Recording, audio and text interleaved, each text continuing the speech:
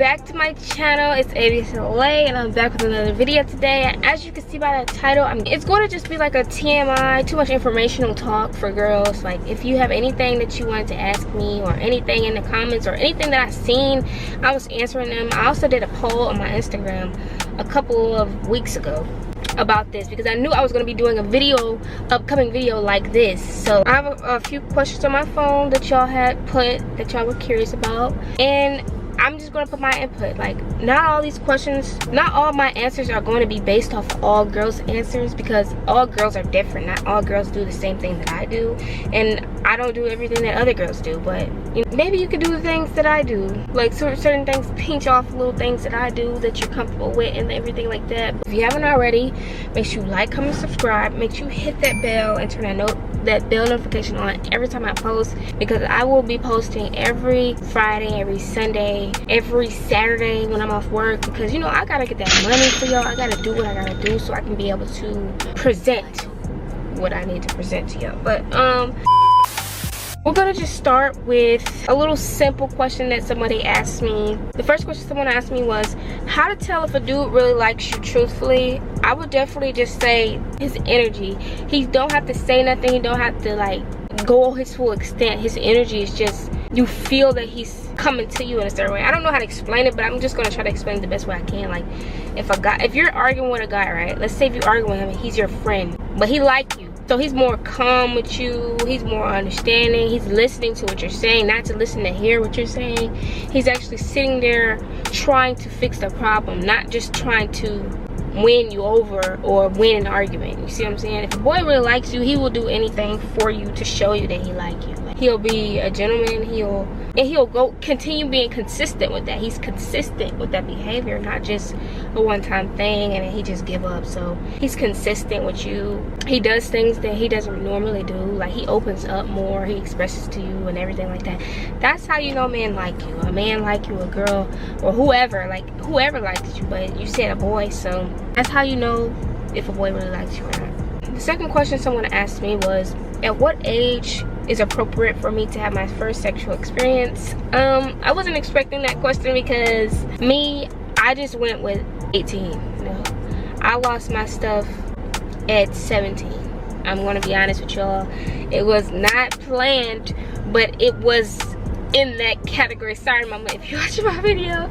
I'm not trying to, like, you know, be nasty over here or nothing, but I'm gonna just try to get into the nitty-gritty about everything. So the first time I felt like it would be good to lose your virginity at 18, 19, 20, and you're in those type of areas, because having a sexual experience comes with a lot, and you still gotta learn like certain parts of your body, certain parts of his body. So you need to learn sexual education before you even just try to jump into losing. Or you can hurt yourself, you can hurt him, you can hurt her, you can hurt anyone in this process. So it's like, it's basically building up the information before you're losing it, and not trying to just rush while you're young. My first experience, it was not as bad because I did a lot of research. It was just very emotional for me. Like, yeah, I feel like 18, 19, 20 is a good time to just release yourself if you know a lot. If you know too much. If you know enough. Like, is it safe to do this? Is it safe to use this? Is it safe for him to do this? Is it safe for me to do this on him? Is it safe for us? What's a good place? Is this sanitary? Is this not sanitary? You gotta really be on your stuff when it comes to knowing these things, or you're gonna really be torn up. Like, seriously. Is he supposed to be doing it this rough? Why is it like this? You know? So, gotta really know.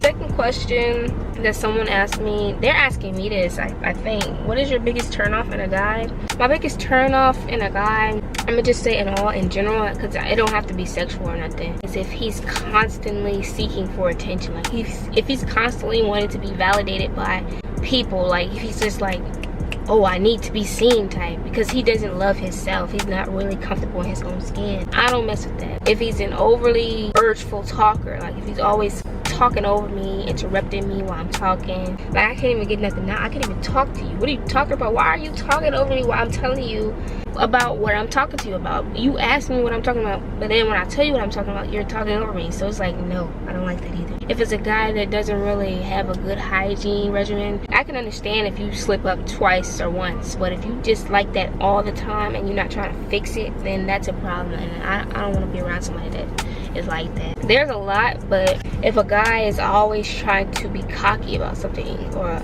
oh, I get this, I got this money, I got this much money, or I get all the girls, or yeah, I mean, I would hate that too, or I would hate for somebody not to have me too, or like in a bad way though. It's like, ew, you just really like, ew.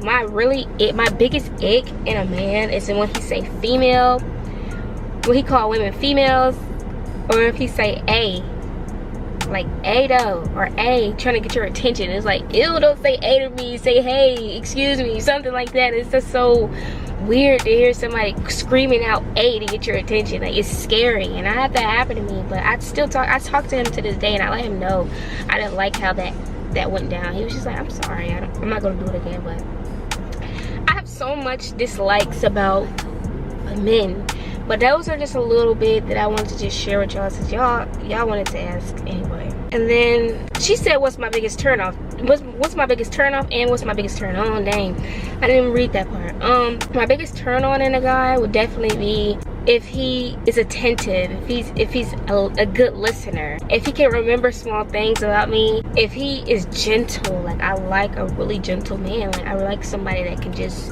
sit there and be calm with me, like, and know how to handle certain situations that is heated. Like, he's not really a person that likes to go around punching stuff.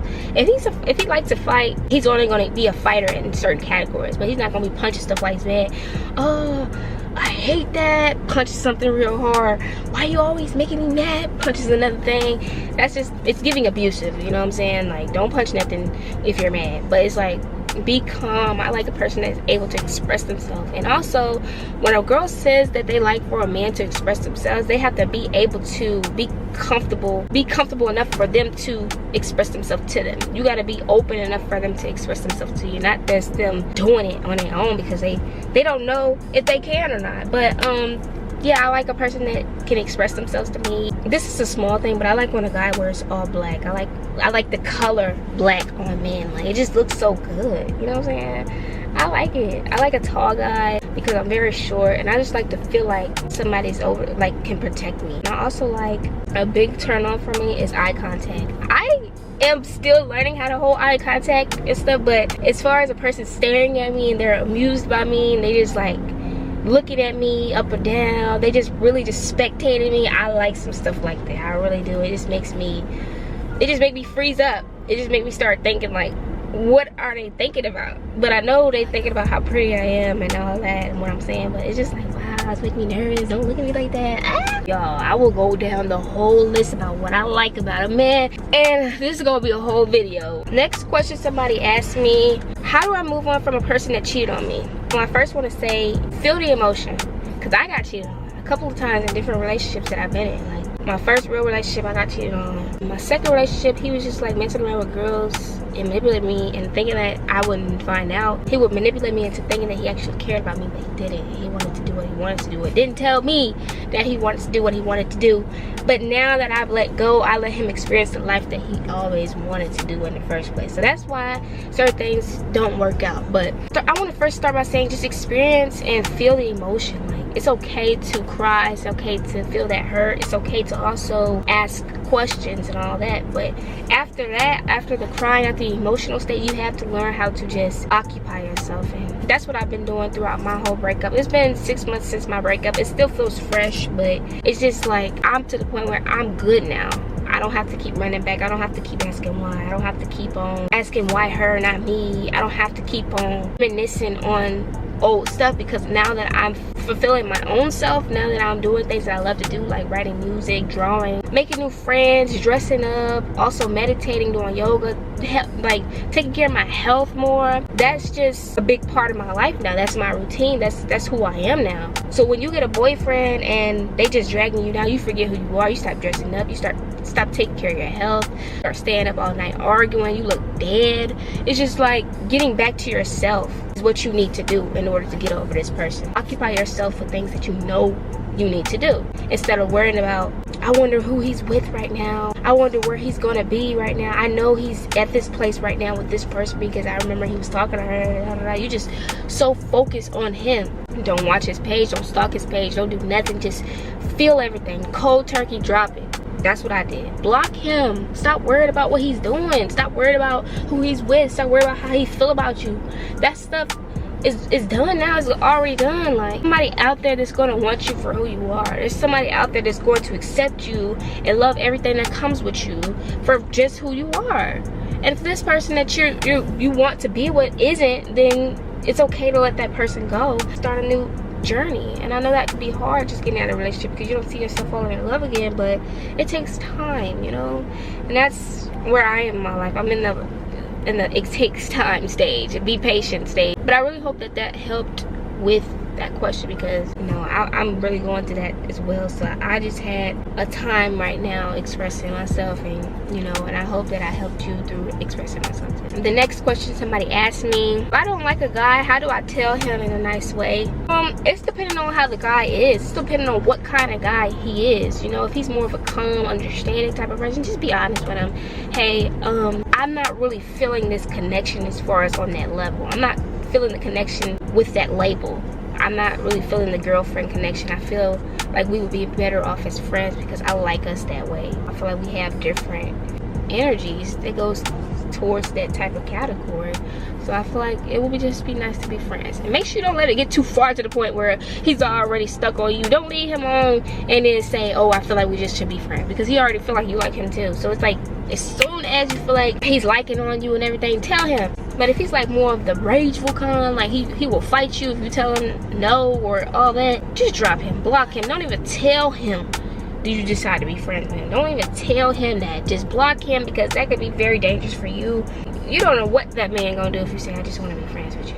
So, you don't know. Save yourself. The next question someone asked me was, my mom found out I was having sex while I was at school. How do I talk to her about it?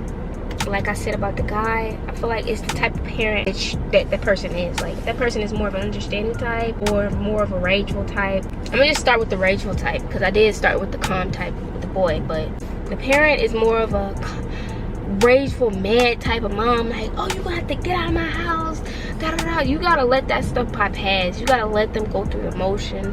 Don't say nothing. Just try to calm the moment. Just try to be calm.